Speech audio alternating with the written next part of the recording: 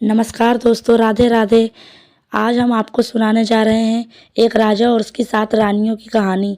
एक बार की बात है, एक राजा हुआ करता था जिसकी 7 रानियां थीं, लेकिन उसकी कोई संतान नहीं थी, जिसके कारण वह राजा बहुत अधिक चिंतित और परेशान रहता था।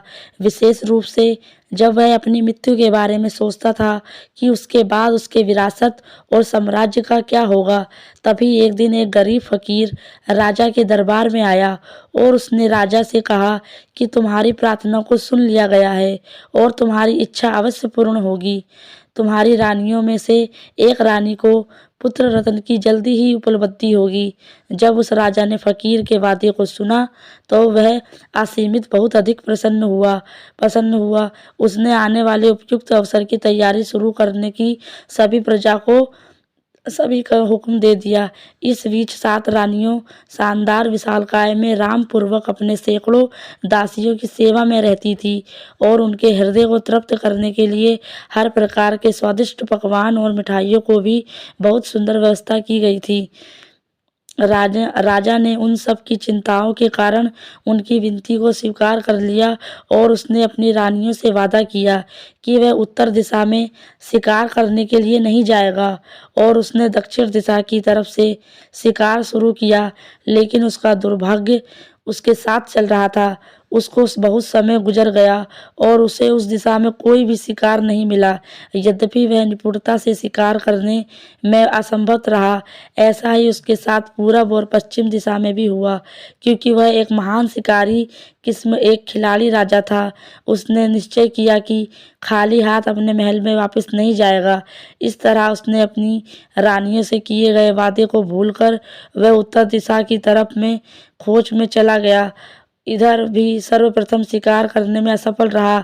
फिर उसने शिकार को आज बंद करके महल वापस जाने का विचार कर रहा था, लेकिन आखिर में उसे इस दिशा में शिकार करने का मौका मिला जब उसने देखा एक सफ़ेद और सुनहरे रंग की हिरनी को, जिसका सींग चांदी के समान था, जो घने जंगल में जिससे वह गुजर रही थी उसमें से चमक रही थी। राजा ने जैसे ही उसको गुप्त रूप से देखा, जब वह आगे चली गई, तुरंत उसको मारने के लिए अपनी मरती हुई इच्छा के साथ एक बार फिर से तत्पर हो गया, कुछ ऐसी ज्वलंत इच्छा के साथ उसको पकड़ने के लिए। और उसने देखा पास ही में उस विचित्र अद्भुत प्राणी स्तन जिसमें से दूध भरा हुआ था। उसने तत्काल अपने सिपाहियों को आदेश दिया कि इस घने जंगल के इलाकों को चारों तरफ से घेर दिया जाए। इस तरह से राजा के सिपाहियों के द्वारा बनाए गए घेरे में वह हिरनी आ गई। फिर राजा ने अपने सिपाहियों के घेरे को सिकोड़ना शुरू कर दिया और जब वह धीरे धीरे आगे बढ़ते रहे, तब तक जब उन सब ने सफ़ेद रंग की चित्रकारी किए हुए हिरनी को बहुत पास अपने मध्य में देखा, वह राजा उस हिरनी के पास और पास चलता गया। तब तक जब उसने यह सोचा कि वह इस अजीब विचित्र प्राणी को पकड़ लेगा, उसने एक जोरदार पैरों की शक्तिशाली झटके से राजा के सर पर मारा और राजा चारों खाने चित्त होकर नीचे जमीन पर गिर गया और वह कूदकर राजा को अपने रास्ते से हटाते हुए पहाड़ों की तरफ वहां से भागी। सब कुछ भूलकर राजा खड़ा हो गया, अपने घोड़े को तैयार किया और उस पर सवार होकर तुरंत उसके पीछे भागा अपना पूरी शक्ति और रफ्तार से। इसके साथ घोड़ा अपनी चौकड़ी भरने लगा, जिसके कारण राजा के सभी सेवक बहुत पीछे छूट गए। उस सफ़ेद हिरणी को देखते हुए, जिससे पहले इतना अधिक शिकार के पीछे वशीभूत नहीं हुआ था, कुछ समय में ही राजा ने अपने आप को एक संक्रमण घाटी में पाया जहां से निकलने का रास्ता नहीं था। तब राजा ने अपने घोड़े की लगाम को खींचकर उसको खड़ा किया। उसके सामने एक घटिया किस्म की झोपड़ी थी। राजा ने उसके अंदर देखा, क्योंकि राजा इस लंबी असफल लक्ष्य की यात्रा में घोड़े की सवारी के बाद बुरी तरह से थक से पसीने पसीने हो रहा था। राजा उस झोपड़े के अंदर गया और पीने के लिए पानी मांगा। एक वृद्ध औरत झोपड़ी के अंदर बैठकर अपने चरखे पर उनको काट रही थी। उसने अपनी पुत्री को बुलाते हुए राजा के अनुरोध का उत्तर देते हुए कहा और तुरंत भीतर के कमरे में एक युवती बहुत अधिक प्यारी और आकर्षक सफ़ेद चमड़ी और सुनहरे बालों वाली आ गई। कि राजा को बदनाम झोपड़े में इतनी खूबसूरत लड़की को अपनी नज़र से देखने पर आश्चर्य हुआ। उस लड़की ने जब राजा के मुंह की तरफ पानी से भरे मग को लगाया तो राजा ने पानी पीते हुए उस लड़की की आंखों में देखा और वह फिर निश्चिंत हो गया। वह लड़की कोई और नहीं, वह वही सफ़ेद हिरणी ही थी, जिसकी सुनहरी सफ़ेद चमड़ी और चांदी जैसे जिसकी सींग थी, जिसके पीछा राजा करता हुआ इतनी दूर तक यहाँ पहुँचा था। उस लड़की के सौंदर्य ने उस राजा पर जादू डाल दिया, जिससे वह अपने खपटनों पर खड़ा हो गया और उस लड़की से विनय करने लगा कि वह उसके साथ वापस उसकी दुल्हन बनकर उसके महल में चले। लेकिन उस लड़की ने केवल मुस्कुराते हुए कहा, क्या वह 7 रानियां जिसके लिए तुम्हारे द्वारा प्रबंध किया जाता है वह पर्याप्त नहीं? तब राजा ने उसके मना करने का स्वीकार नहीं किया। उसने उससे और अधिक अनुनय विनय पूर्वक प्रार्थना करने लगा और वह कहने लगा कि वह उस दया और रहम को दिखाए और उससे वादा किया कि वह राजा से कुछ भी मांग सकती है जो उससे स्वेच्छा हो। उसने उत्तर में राजा से कहा, तुम मुझे अपनी 7 रानियों की आँख को लाकर दे दो और शायद इसके बाद मैं तुम पर भरोसा कर सकती हूँ, जो तुम्हारे कहने का मतलब है। राजा उस जादुई औरत के सौंदर्य पर अत्यधिक मोहित होकर वहाँ से चल पड़ा और तत्काल अपने महल में पहुँचा और अपनी 7 रानियों की आँखों को निकाल कर उन दुखी तड़पती हुई अबलाओं को उनको महल के तहखाने में डाल दिया, जिससे वह सब भाग नहीं सके। और उन आँखों को लेकर वह दोबारा अकेला उस औरत के पास गया, जिससे वह भयानक प्रस्ताव की कामना आँखों की मांग की थी। उस बदसूरत झोपड़े के पास जो संकर्ण घाटियों के मध्य में था। जब राजा उसके पास आँखों को लेकर पहुँचा, तब वह सफ़ेद हिरणी केवल बहुत तेज से क्रूरता के साथ हंसी।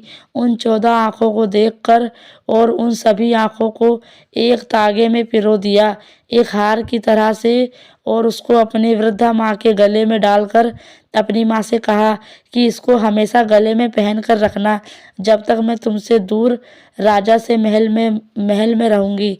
इसके साथ वह राजा के साथ अपने जादू के प्रभाव के कारण उसकी पत्नी बन गई और राजा ने अपनी 7 रानियों के सारे बहुमूल्य सुंदर बेशकीमती आभूषण और सभी कपड़ों को उसे दे दिया, जिसको 7 रानियां पहना करती थी, और उनका महल रहने के लिए दे दिया, जिसके साथ 7 रानियों को की सभी दासियों को उसकी देखभाल के लिए रख दिया गया। इस तरह से उसने वह सब कुछ प्राप्त कर लिया जिसकी उसको कामना थी। अब इसके बाद बहुत जल्दी ही 7 कुंठित, लाचार, बेसहारा, असहाय रानियां, जिनकी आंखों को निकाला गया था उसके पति राजा के द्वारा, और उन सबको कैद में डाल दिया गया था। उनमें सबसे बड़ी रानी से एक बच्चे जन्म लिया। यह बहुत सुंदर लड़का था, लेकिन दूसरी रानियां अपने मध्य उपस्थित बड़ी रानी से बहुत अधिक ईर्ष्या किया करती थी। उसके सौभाग्य को देखकर सभी अप्रसन्न थी, लेकिन पहले वह उस सुंदर लड़के को भी अप्रसन्न करती थी। जब उस लड़के ने यह जिद कर दिया कि वह उन सब के लिए बहुत अधिक उपयोगी है, तब वह सब उसको पसंद करने लगी और उसे अपने बेटे की तरह से मानने लगी। और थोड़े ही समय में जब वह उस तहखाने में इधर उधर घूमता, तो उसने तहखाने की छत को खरोच कर एक अतुलनीय कार्य को अपने हाथों से किया। पहले एक छोटा सा छिद्र बनाया, फिर उसको बड़ा बनाकर उससे भी घसीट कर रेंगता हुआ बाहर निकल गया। कुछ घंटों तक गायब रहा और वापस आया तो अपने साथ कुछ मिष्ठान और खाने पीने का सामान लाया, जिसको समान रूप से बांटकर उसने सभी 7 अंधी रानी माताओं को दिया। जैसे ही वह बड़ा हुआ, उसने उस दीवार के सुराख को और बड़ा बना लिया और वह उस सुराख से हर रोज दिन में 2-3 बार बाहर जाता और आता था और वहाँ बाहर छोटे बच्चों के साथ खेलता था। सारे दूसरे बच्चे अशोक, छोटू, छोटा कह कर बुलाते थे और उसमें से कोई नहीं जानता था कि यह छोटा बच्चा कौन है, लेकिन हर आदमी उसको पसंद करता था। वह लड़का पूर्ण रूप से बहुत अधिक मजाकिया, कलाबाजियों के साथ उसकी हरकतें मस्खरे से भरी हुई थी। बहुत अधिक रूपवान और आनंदित रहने वाला था। वह निश्चिंत था कि उसे इनाम में बिस्कुट और मुट्ठी भर भुने हुए अनाज जरूर मिलेंगे, अथवा कुछ मिठाइयाँ या भोजन की सामग्री। जो भी वस्तुएं इस प्रकार की उसको मिलाकर करती थी, वह इसे लेकर अपनी 7 अंधी माताओं के पास लाता था, जिसकी सहायता से वह सब तहखाने में जिंदा रहती थी। जबकि संसार समाज समझता था कि वह सब रानियां भूख प्यास से पीड़ित होकर काफी समय ही तहखाने में ही मर चुकी हैं। आखिर में जब वह लड़का बिल्कुल बड़ा युवा हो गया, एक दिन उसने अपना तीर और धनुष लिया और बाहर निकला शिकार खेलने के लिए। चलते हुए अचानक उस महल के पीछे से गुजर रहा था। अचानक उसकी निगाह उस कुरूप सफेद हिरणी पर पड़ी, जो शानदार और अतुलनीय थी। उसने देखा कि कुछ सफेद कबूतर महल के संगमरमर द्वारा निर्मित बुर्ज के आसपास खड़े उड़ रहे थे, और उसने वहीं से अपने तीर धनुष से निशाना साध कर एक सफेद कबूतर को मार दिया। वह कबूतर हवा में चक्कर खाता हुआ उस रानी के करीब खिलड़ी के पास आकर गिर गया, जहां पर सफेद रानी बैठी हुई थी। वह अपने स्थान से खड़ी यह देखने के लिए कि यह कबूतर कैसे मर गया, और उसने बाहर खिड़की से देखा, और पहली ही दृष्टि में उसने उस सुंदर लड़के की झलक को देखा, जो अपने हाथों में तीर धनुष लेकर खड़ा था। उसने अपनी जादू की शक्ति से जान लिया कि यह लड़का राजा का है। वह लगभग मर गई इसर्या ढा से और थूका, और उसके साथ उसने तय किया उसको नष्ट करना है बिना किसी देरी के। इसलिए उसने अपने नौकरों को भेजकर उस लड़के को उसके सामने लाया गया, और उसने उस लड़के से कहा कि जिस कबूतर को उसने अभी मारा है वह उसे बेचेगा। उस लड़के ने बड़ी कठोरता से उत्तर दिया, नहीं, यह कबूतर मेरी 7 अंधी माताओं के लिए है, जो अभी दुर्गंध से युक्त अंधकार काल कोठरी में है, और वह मर सकती हैं यदि मैं उन्हें खाने के लिए भोजन नहीं दिया। धूर्त सफेद रानी ने क्रोध से चिल्लाते हुए कहा, धृष्टतमा, क्या तुम उनकी आंखों को पुनः लाकर उन्हें नहीं देना चाहेगा?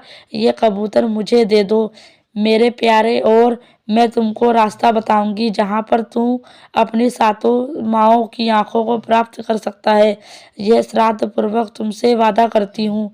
इसको सुनते ही वह लड़का असीमित रूप से, जिसको नापा नहीं जा सकता, इतना अधिक आनंदित हुआ, और तत्काल उसने इस कबूतर को उस कुरूप सफेद रानी को दे दिया। इसके बाद उसने कहा कि वह तुरंत बिना किसी देरी के उसकी माँ की तलाश करे, जिसके गले में उसकी माँओं की आंखों की माला है, जिसको उसकी माँ ने हार की तरह से पहना है। वह उसे अवश्य दे देगी। कुरूप निर्दयी रानी ने कहा, अगर तुम उसको यह कागज का टुकड़ा दोगे जिस पर मैंने आंखों को देने के लिए लिख दिया है। इस तरह से वह कागज का टुकड़ा उस लड़के को दे दिया, जिसमें इस प्रकार से लिखा था कि शैतान के बच्चे को तत्काल मार डालो और इसके खून को पी जाओ पानी की तरह से। 7 अंधे रानियों का बेटा अभी तक पढ़ना लिखना नहीं जानता था, इसलिए उसने इस कागज के टुकड़े को बहुत संभाल कर अपने पास रख लिया, और वहां से वह निकल पड़ा उस सफेद रानी की माँ को तलाशने के लिए। जब वह यात्रा कर रहा था, उसी बीच वह एक ऐसे नगर में पहुंचा जहां पर उसने देखा कि वहां के सभी निवासी बहुत अधिक उदास और निराश थे। फिर उस लड़के ने उन सब से पूछा, क्या बात है, यहाँ सब दुखी और उदास क्यों हैं? उन सब ने कहा कि यहाँ के राजा की केवल एक संतान है, जो एक लड़की है, और वह किसी से विवाह नहीं करना चाहती है। जो भी युवा उसके पास विवाह करने के लिए जाता है, वह सब को मना कर देती है। इस तरह से जब उसके पिता की मृत्यु हो जाएगी, तो इस राजा की विरासत को कौन देखभाल करेगा? यही सोचकर उस राज्य का प्रत्येक निवासी दुखी और उदास है। उनको बहुत बड़ा भय है कि वह हम सब के बारे में बिल्कुल निश्चिंत नहीं है। वह कहती है कि वह उसी लड़के से विवाह करेगी जिसका 7 माएँ हैं, और जब से ऐसी बात के बारे में सुना है, राजा बहुत अधिक उदास और परेशान है। उस राजा ने आदेश दिया है कि जब भी कोई नया आदमी इस नगर में उससे पूछताछ किया जाए और उसको राजकुमारी के समक्ष प्रस्तुत किया जाए। इस समय लड़के को बहुत अधिक अधीरता के साथ बेचैनी हो रही थी, क्योंकि वह बहुत अधिक जल्दी में था माओ की आंखों को तलाशने के लिए। इसलिए वह जल्दी से घसीटते हुए उन सबको राजकुमारी के महल में ले जाने के लिए कहा। जल्दी ही राजकुमारी ने उस लड़के को देखा। वह लज्जावश शर्माते हुए अपने पिता राजा की तरफ घूमकर कहा कि प्रिय पिताजी, यही मेरी पसंद है। ऐसा आनंद का उत्सव वहाँ पर कभी नहीं मनाया गया था जैसा इस समय चल रहा था, जिसके साथ लोगों ने इस प्रकार प्रसन्नता के सुख में जैसे पागल हो गए थे। लेकिन 7 रानियों के बेटे ने कहा कि वह तब तक राजकुमारी से विवाह नहीं कर सकता जब तक वह अपनी माँओं की आंखों को प्राप्त कर उनको दोबारा दृष्टि नहीं प्रदान नहीं कर देता है। इस कहानी को जब उसकी सुंदर दुल्हन ने सुना तो उसने अपने पति से उस परिचय को दिखाने के लिए कहा, क्योंकि वह बहुत अधिक पढ़ी लिखी और बुद्धिमान के साथ बहुत अधिक चालाक भी थी। जब उसने विश्वासघाती चालबाजी से भरे शब्दों को पढ़ा तो उसने पहले कुछ नहीं बोली, लेकिन उसने एक उसी तरह के कागज को टुकड़े को लिया और उस पर उसने कुछ इस तरह से लिखा कि इस लड़के का ध्यान रखना और इसको इसकी सारी इच्छाओं की वस्तुओं को दे दो। और वह लिया पर्चा वापस 7 रानियों के बेटे को दे दिया, जो जिसके जितना अधिक बुद्धिमान नहीं था, जिसको उसने अपने पास रख लिया। लगभग 1 सालों में वह लड़का उस बदसूरत झोपड़ी के पास पहुंचा जो संकीर्ण घाटियों के मध्य में थी, जहां पर उस सफ़ेद जादूगरनी की माँ रहती थी, जो एक घिनौनी किस्म की भद्दी औरत थी। जब उसने उस पर्चे को पढ़ा तो प्रसन्नतापूर्वक भयानक चेहरा बनाया, विशेष रूप से जब लड़के ने उस आँखों के हार को मांगा। कोई बात नहीं, उसने अपने गले से निकाल कर उस लड़के को दे दिया और उससे कहा कि इसमें केवल 13 ही हैं, इसमें एक को मैंने पिछले सप्ताह को दे दिया है। लड़के को जितनी भी आँख उसको मिली थी वह इसके लिए बहुत अधिक प्रसन्न था, इसलिए वह जितना जल्दी हो सके उतना जल्दी अपने घर अपनी माँओं के पास पहुँचने के लिए वहाँ से चल पड़ा। और उसने 2-2 आँखों की जोड़ी में सभी 6 छोटी रानियों को दे दिया और सबसे बड़ी रानी को केवल 1 आँख दिया और उससे कहा, मेरी प्यारी माँ, एक दूसरी छोटी आँख की तरह से मैं तुम्हें हमेशा तुम्हारे साथ रहूँगा।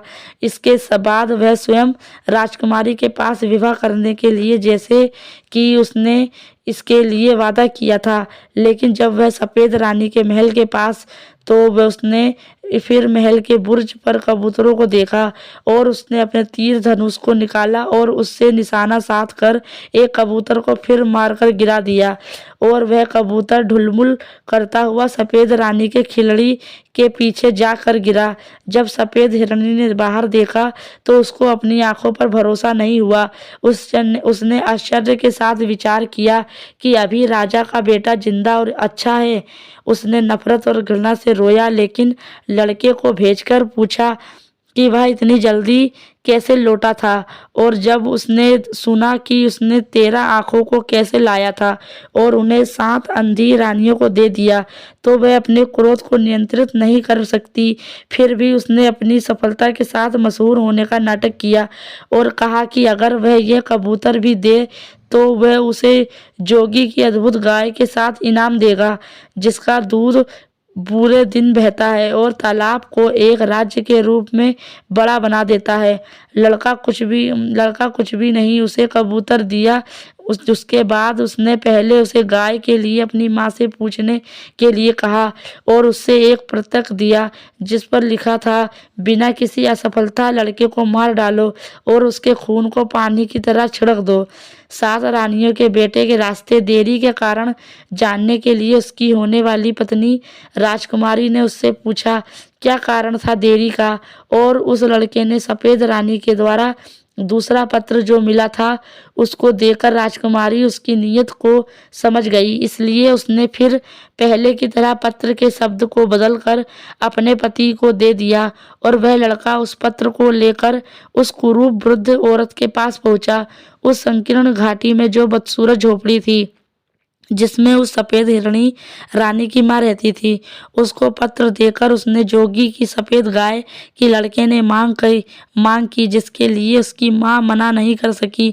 लेकिन उसने लड़के ने कहा कि तुम उसको पाओगे कैसे? ये सारी वस्तु को प्राप्त करने के बाद वे संतुष्ट नहीं है। जिस गाय की मांग कर रही है उसकी रक्षा के लिए 18,000 दैत्य को लगाया गया है और वह हमेशा उस गाय रूपी बहुमूल्य खजाने की रखवाली करते हैं। इसके बाद वह अपनी बेटी की मूर्खता पर बहुत अधिक क्रोधित हुई। फिर उस लड़के ने बड़ी बहादुरी के साथ वह सब किया जो उसको करने के लिए कहा गया था। उसने लंबी यात्रा की और काफ़ी समय के बाद उस जोगी के सफ़ेद गाय के पास और उस तालाब के पास पहुंच गया जो गाय के दूध से भरा था, जिसकी रक्षा के लिए वहां पर 18,000 दैत्य जुटे हुए थे। वे सब वास्तव में बहुत अधिक खतरनाक और भयावह दिख रहे थे। फिर भी लड़के ने इन पे उत्साह को कम नहीं होने दिया और अपनी संगीत की ध्वनियों को बजाता हुआ आगे बढ़ता रहा। ना बाएं देखा ना दाएं, वह सीधा ही चलता रहा। इसके बाद वह सीधा जोगी की गाय के पास पहुंच गया। सफ़ेद लंबी गाय जो बहुत सुंदर और अलौकिक थी, जो स्वयं वहां पर तैनात सभी दैत्यों को राजा था, जो उस गाय के पास बैठकर दिन रात उसको दूहा करता था और दूध उस गाय के थन से गिरते हुए सीधे सफ़ेद तालाब में जाता था जो पूरा दूध से लबालब भरा हुआ था। जोगी ने उस लड़के को वहां देखकर कर्कश आवाज में कहा कि तुम यहाँ पर क्या क्या करने आए हो? लड़के ने कहा वही कहा जो उस वृद्ध औरत ने उसे समझाया था। उस लड़के ने कहा कि मुझे तुम्हारी चमड़ी चाहिए राजा इंद्र के नगाड़े को बनाने के लिए। उन्होंने कहा कि तुम्हारी चमड़ी उनके नगाड़े के लिए अति उत्तम होगी। उसको सुनते ही जोगी ने कांपना शुरू कर दिया, क्योंकि किसी जिन योगी यह समर्थन नहीं है कि वह राजा इंद्र के आदेश को नकार सके। और लड़के पैरों पर गिरकर रोने लगा और कहा, जो तुम किसी तरह से मुझे छोड़ दोगे तो इसके बदले में तुमको कुछ भी दे सकता हूँ, यहाँ तक अपनी सफ़ेद गाय को भी। इस पर 7 रानियों का बेटा थोड़ा हिचकिचाने का बहाना किया और अंत में तैयार हो गया। चलो कोई बात नहीं, यह कोई मेरे लिए बहुत मुश्किल कार्य नहीं है। जोगी की चमड़ी की तरह कहीं से भी सफ़ेद चमड़ी को तलाशना। मैं तलाश कर उसको तुम्हारी चमड़ी के नाम पर राजा इंद्र के पास पहुंचा दूंगा। इस तरह से उसने उस सुंदर सफ़ेद गाय को हाँक कर अपने साथ लेकर वहां से चल दिया और वहां सारे खड़े होकर उसका मुंह देखते रहे, क्योंकि उन सबको राजा इंद्र के क्रोध का बहुत भय था। उसको लाकर अपने घर पर बांध दिया, जिससे उसकी सातों माँओं को बहुत आनंद हुआ और वह सब उससे सुबह से शाम तक उस गाय का दूध निकलती रहती थी और अपने ज़रूरत के हिसाब से दही, घी, मक्खन आदि बनाती थी और दूध को बाजार में बेचने के बजाय उससे मिठाइयाँ बनाकर बेचती थी, जिससे उन सब काफ़ी अधिक आमदनी बढ़ गई और वह सब बहुत जल्दी धनी और धनी बनने लगी। यह सब आराम पूर्वक जीवन यापन को देख सातों माँओं के बेटे ने हल्के हृदय से राजकुमारी के साथ अपने विवाह के बारे में विचार करने लगा। लेकिन जब वह उस सफ़ेद हिरणी के महल के पास से गुजर रहा था, उसने स्वयं को उसके बुर्ज पर उड़ते कबूतरों का शिकार करने से नहीं रोक सका।